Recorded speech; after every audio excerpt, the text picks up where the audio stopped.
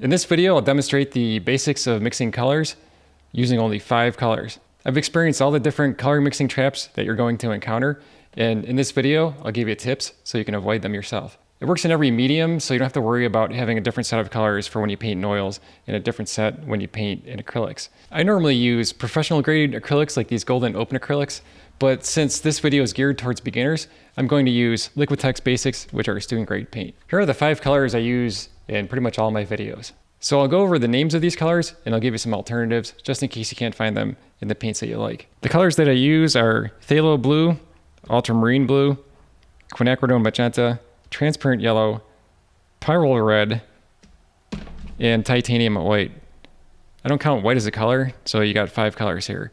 And I don't even need to use all these colors. In fact, you could just use these 3 to mix quite a bit of colors. There's reasons why I add these in here, which I'll get into a little bit later. I'll put a list of all the alternatives on the screen, but for yellow, you can also use cadmium yellow, you can use benzimidazoline yellow, Hansa yellow. For the red, you could also use cadmium red. They have this primary red. It's a little bit less saturated, and I think this Pyrrole Red is a little bit more warm, but they'll both work.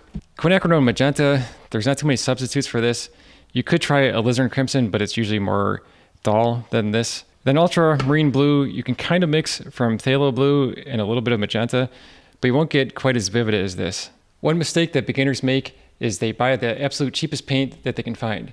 I know it kind of makes sense. If you're not sure if you're going to continue with painting, why would you put all kinds of money into professional acrylics? And that's a valid point, but there are also student grade acrylics that are much cheaper and they're still high quality. LIQUITEX Basics is one of those. There's also the Galleria line from Winsor & Newton and others. It's the same with oils. Winsor & Newton makes Winton, and there's other brands that you can find that are less expensive, but they're still good quality. Here's an example of super cheap paints. These are the cheapest acrylics I could find in a craft store. I made some color mixing videos with these, and it didn't go well.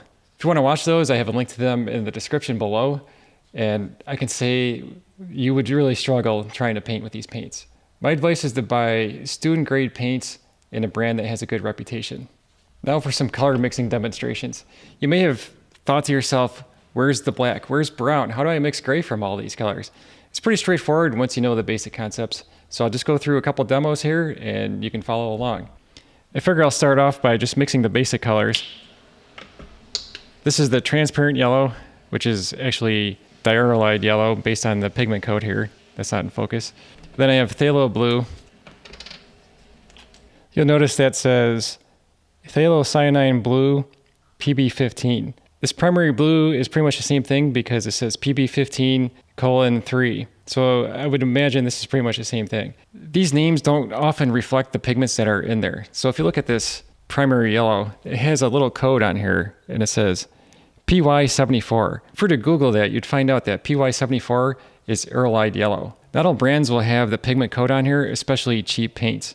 This is Pyrrole Red. Like I said, you could use cadmium red or naphthol red even. Mixing green is pretty straightforward. Obviously it's yellow and blue. It makes a very vivid green, but it seems unnatural if you're to use it to paint a landscape. Unless you're going for like a stylized effect, this is too vivid. If you want to mix a more natural dull green, you can buy a tube of sap green, but I feel like you can mix it just as easily. One way to make it yourself is to just add a warm color to it. So I'll take a little bit of this Pyrrole Red to it. And now we have a much duller green. So let's compare it to the sap green. Oops, getting paint flakes everywhere. So I just need to mix this up a little bit better. And that's not that different from the sap green. I should have left some of that as a comparison, but I could put some in the middle here. It's quite a difference between those two greens. I forgot to include one formula for mixing a dull green, and that is yellow and ultramarine blue. So this is the primary yellow and ultramarine blue. And that's duller than the one you would get from Phthalo Blue. And that's because ultramarine blue is more biased towards magenta. So that warm color is already kind of built into this blue. It's a good trick to have for when you're painting landscapes. So next we'll mix blue and red, which is supposed to make purple, but this is one of the traps I'm talking about. If you were to add some white to this, maybe a little bit more blue,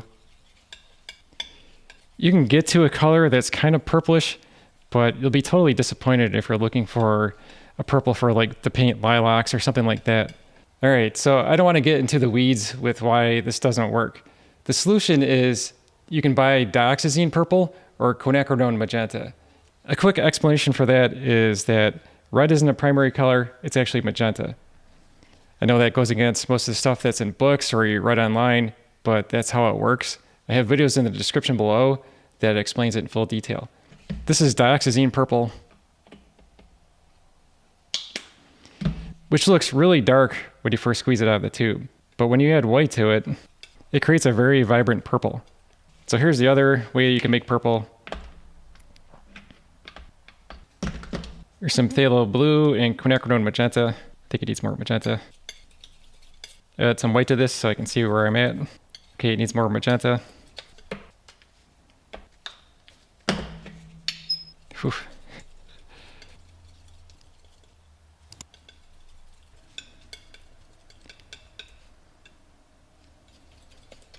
Now that makes a much more accurate purple than the red and the Phthalo Blue. The thing is, this is one of the color mixing traps I'm talking about. They make it seem like you can mix this violet from blue and red. I've actually made a separate video where I use this exact shade of blue and red and mix them together, and you don't get these results. I have a number of videos that explains why this is, but for now, you really don't need to worry about it. If you look at this, you'll think you're doing something wrong, but the problem is, this isn't accurate. This company actually makes another color wheel, the cyan, magenta, yellow primary color wheel, and it shows that the cyan and magenta make the purple, and that actually works more accurately. Orange should be straightforward, it's just yellow and the red. It's usually more yellow than it is the red, depending on what yellow you're working with. Now this is the transparent yellow. You notice how transparent this orange is. This is the cadmium orange in the professional line of acrylics. The cadmium orange is more opaque, but it's also more vivid. You can see how much more vivid that is than the one we mixed. So that's another thing to keep in mind. If you need a very vivid and opaque orange, you need to use cadmium orange. You can't mix a vibrant orange from yellow and red. It doesn't matter which shade of red and yellow that you begin with. All right, here's a little sidebar. If you go out and buy cadmium orange hue, you might be a little disappointed because it's not actually cadmium orange. You have to watch out for colors that have the word hue after it, because those are actually substitute colors. This tube right here says cadmium orange hue. This actually doesn't contain any cadmium. And the reason why they make Hue Colors is because they're trying to either replace a pigment that's toxic or fugitive, which means it'll fade in time. So it's not like a scam or anything. It's just that some pigments like alizarin crimson, they fade in time. So you'll find like alizarin crimson hue permanent. And that's it right here. You could go out and buy actual alizarin crimson, but it will fade in time. There's a couple of companies that offer it. There's not too many that still make it. You might not need to know that now. It's just information that you'll probably need in the future when you're selecting paints in a store. You might be scratching your head, what's the difference between cadmium orange and cadmium orange hue? That's the explanation. All right, what about brown? There's no brown on here. It's pretty straightforward. Brown is either a dark red or a dark orange. I'll take some of this Pyrrole Red. You could add black to this, and that works. That will make brown. But I often use a little bit of blue into the red, and you'll see that it makes like a chocolate brown. So that's just two colors and you got the brown. If you want to make it more like a beige color, you can add yellow to it. Quite a bit of yellow. And maybe even white to lighten it, depending how light you want this beige. It definitely needs more yellow. Here's another thing is sometimes you need a more opaque yellow. So I'll try this primary yellow. I don't really use this that much. I'll add that in there. Now we have more of like a light brown color. To get to like a beige, just add more white to it. It's pretty straightforward. I started with red and a tiny amount of blue will get you this chocolate brown. Then you can add yellow to get to this medium brown, and then a beige is just with more yellow and white in it. If you want like an antique white that's not so beigey, you add more white to it. So that's definitely like a light tan color. If you want to make this more neutral, you need to add some sort of blue to it. That's why I have Ultramarine Blue. There's a lot of uses for this. Just add a small amount of this Ultramarine. That's another trick is I'll put a little bit off to the side and then I just dip into it. You see how that makes it more grayish in a way compared to this color up here? You could actually keep going and turn this into a gray, If I look at this, it's a little bit bluish. If I add like a little bit of red to it, there's a little bit too much red. I'll add a little bit more of the ultramarine. And it starts to get more grayish. It's a little bit more advanced, like being able to gray a color down, but you get the idea that you can make quite a bit of browns from just a couple of colors. You could buy browns. The two most common ones are burnt sienna and burnt umber. I recommend burnt sienna. This is burnt umber. It's a little bit darker. Here's why I recommend burnt sienna. You can just take a little bit of ultramarine, add it in there, and now you have a brown that's almost the same color as burnt umber. So why even have that on your palette? Just buy some burnt sienna. Move this up so you can see it. The cool thing here is this is also a shortcut for mixing black. If you just keep adding ultramarine blue in there, it gets darker and darker. It's a pretty decent black. If you were to buy like Mars black, it might be a little bit more neutral, but you really don't want to use pure black in your paintings because it's a little bit too dull. It's nice to have a little bit of color in there, but this is pretty neutral. I could add white in there and you can see that makes it gray.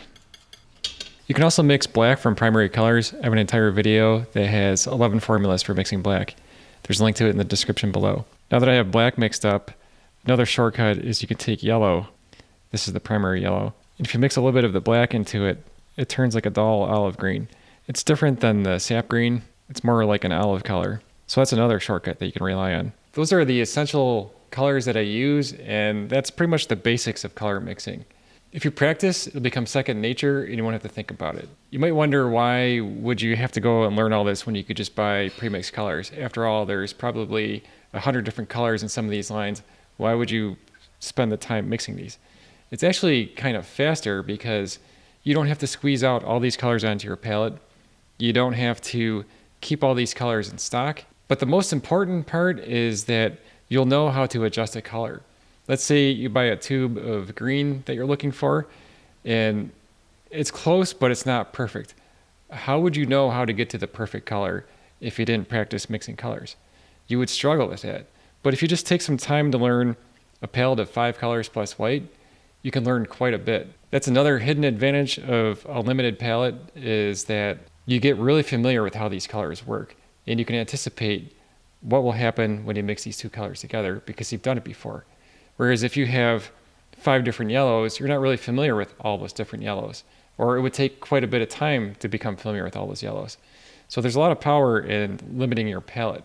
At first, it might seem a little bit difficult. You might have to watch this video again to figure out what you need to add to it. But in time, there's a compound effect, and eventually you won't have to think about it. If you're interested, I have a full color mixing course. There's a link to it in the description below.